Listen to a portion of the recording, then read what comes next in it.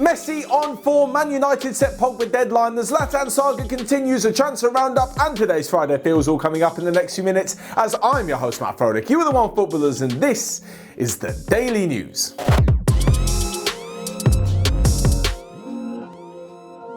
So first up, and of course, Lionel Messi was at it again last night for Barcelona as they continue their hopes of a La Liga title challenge. And well, the little Argentinian was just on fire. There's no other way of putting it. 2 goals, 1 assist, and when he had a chance to complete a hat-trick in the last minute, he gave the penalty to Griezmann instead. This was Lionel Messi's 468th La Liga goal. And the unbelievable stat to go along with this is that's more than the 2 top English goal scorers in Alan Shearer and Wayne Rooney combined in 418 matches less. This is just miraculous on a whole other level. But aside from this, I wanted to talk a little bit about Barcelona's defence because honestly, they deserve a bit of the limelight and a whole lot of credit. At the moment, when it comes to having defenders, you've either got a lot of clubs sticking with the defenders that they've got, trying to do the best, trying to keep around some older defenders, and maybe Barcelona are doing that with Gerard Piqué, or they're spending a ridiculous amount of money. But no, with Barcelona, they've put some trust in the youngsters, and I think this is going to pay dividends for years to come.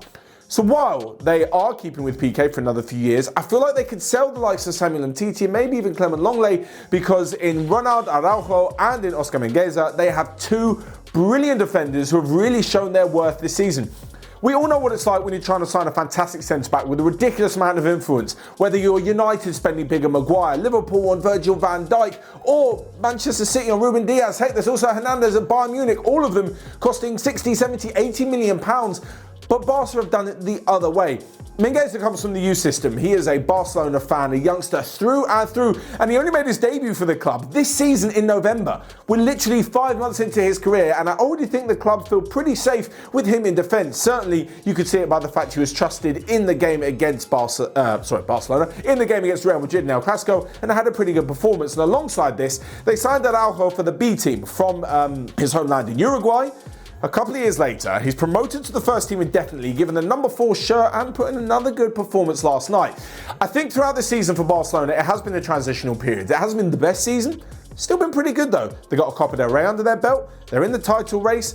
Yes, they were knocked out of the Champions League rather embarrassingly, but they couldn't have it all. For a season that's been dominated by off-the-pitch troubles, including finances, a new presidency, talk whether or not Lionel Messi will leave, it's kind of allowed the pressure and all the limelight to be on them. Whereas whilst at the back, in defence, Araujo and Mingueza have slipped into the squad, made some mistakes, learned from them, gone about their business quite well, and it looks like they're going to reap the rewards of this for so many seasons to come. Like I mentioned before, I think they can sell them TT, just take the money, don't have to worry about a replacement, but they really do have some fantastic defenders. They've given them a chance, and I just thought that little 2-minute monologue was definitely deserving of some praise for Barcelona. They've put a lot of trust in their youth products, and it's just nice to see. Anyway, moving on, we're talking about big money transfers again because apparently Manchester United have told Ole Gunnar Solskjaer that they need to sort out the Paul Pogba deal by this summer. And the Paul Pogba deal, by that, I mean whether or not he's actually going to stay at the club because he has 1 year left on his contract.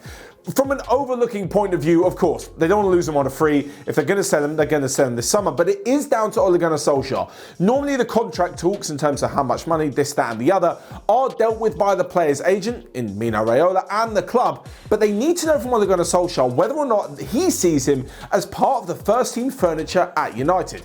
Firstly, this shows a massive amount of trust and faith in the manager. They're showing that they trust Ole Gunnar Solskjaer's idea of how he sees the team moving forward, and his link up with Paul Pogba's link up with Bruno Fernandes on the pitch has been brilliant, and I see no reason why they wouldn't want to keep this moving forward.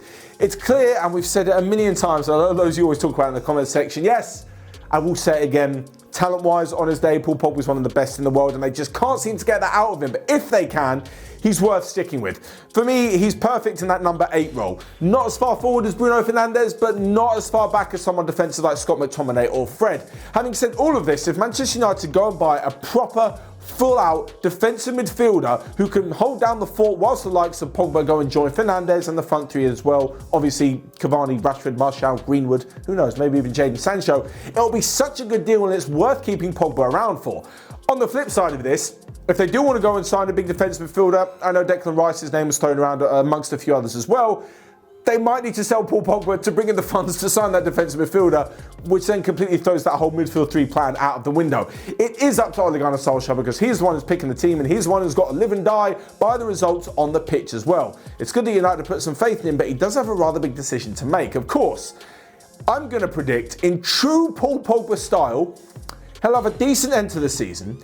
United will finish in the Champions League. There'll be questions over his future, and then he'll go and have a ridiculous Euro campaign. He'll be France's best player. They'll win the competition. He'll be insane. Everyone wants him for over 100 million, and then United are going to be like, we're going to have to sign him to a new deal now. He's one of the best midfielders in the world. Do you see what he did for France? Up next then, there's someone who's probably coming to the end of their career, or so you would have thought, and that is Zlatan Ibrahimovic. Of course, AC Milan have renewed his contract because it's Zlatan. A new one-year deal is on the table. It takes him up to 2022 and past his 40th birthday.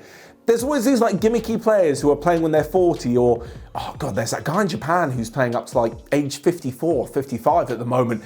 And you think maybe they're going to slow down a bit. In the case of Zlatan Ibrahimovic, personally, I thought he went to LA Galaxy, wind down his career, came back to AC Milan, you know, a few shirt sales, a few appearances, kind of a cameo, kind of, you know, a last goodbye, if you will. Absolutely not. The guy's looking fitter than ever. Brilliant player, has been one of AC Milan's leading players in their, I would say, failed title charge, because it looks like Inter Milan are going to take home the Scudetto, but they've still done very well in compared to recent season, and he's been banging in the goals. Top scorer, has been such a key player for them, and at such an old age, I really think this does set the precedent to other clubs that maybe, just maybe, him and along with a few others, players over 30 aren't exactly useless. The reason I say so is because in the past, I'm not quite sure if it's the same at the moment, in the past, both Chelsea and Real Madrid have had this bizarre thing of not offering more than a one-year contract to any player over 30. Surely, and this is what's happening with Sergio Ramos at the moment, surely they've got to look at the likes of Ibrahimovic, but not only him.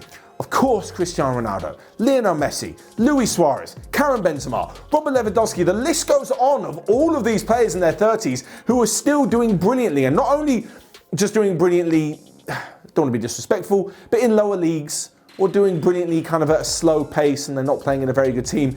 The highest level, the Champions League for most of them, setting records, being the top goal scorer, being a key player in the starting lineup every single week for these teams. You just can't ignore them. Oh, Olivier Giroud, he's another one off the top of my head. What he brings to the team, and you would have thought that he's even slower now that he's mid-30s.